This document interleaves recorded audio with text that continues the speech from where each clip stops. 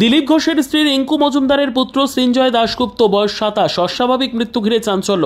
Police সূত্রে মারফত খবর, সাত সকালবেলা সাপুরজি আবাসনের ই ব্লক ঘর থেকে নিথর দেহ উদ্ধার হয়। প্রথমে নিয়ে যাওয়া হয় নিউ টাউনের বেসরকারি হাসপাতালে, সেখান থেকে বিধাননগর মহকুমা হাসপাতালে নিয়ে আসলে মৃত বলে ঘোষণা।